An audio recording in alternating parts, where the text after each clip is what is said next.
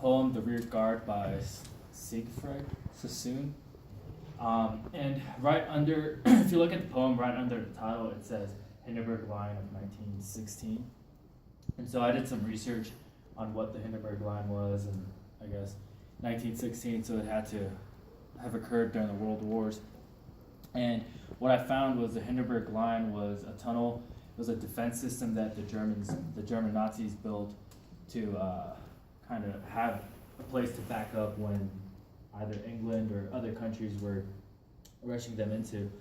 And throughout the poem, I kind of felt that he was trying to like show readers about the agony and the terrible feeling that a soldier gets like underneath a tunnel system, especially during a time of war.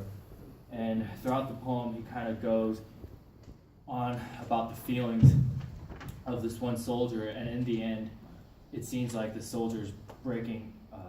Like once he exits the tunnel, it seems like he's finding relief, but rather in fact, he's actually entering the real war where it's happening 50 feet above the tunnel.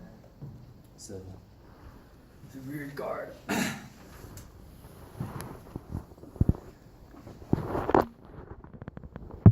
Moving along the tunnel, step by step, I winked my prying torch with patching glare from side to side and sniffed the unwholesome air.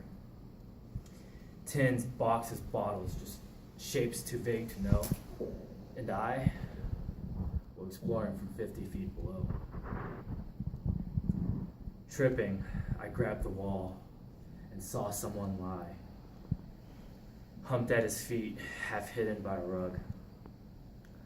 I stooped over to give the sleeper's arm a tug. I'm looking for headquarters. There is no reply. Get up and guide me through this stinking place. Savage, I kicked a soft, unanswering heap and flashed my beam across the livid face. Terribly glaring up, his eyes yet wore agony dying hard 10 days before. Alone, I staggered on until I found dawn's ghost that filtered down a shafted stair. At last, with sweat of horror in my hair,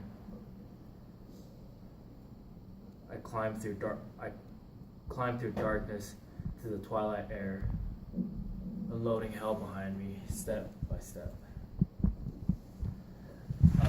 If you look at the poem, he writes it in a third-person view, but I thought it would be a lot better if it was like a personal and rather him telling the story of what he experienced of being someone left behind, being someone under the tunnel, and finally like being able to actually be out in the open air and see the actual war, than rather being down somewhere and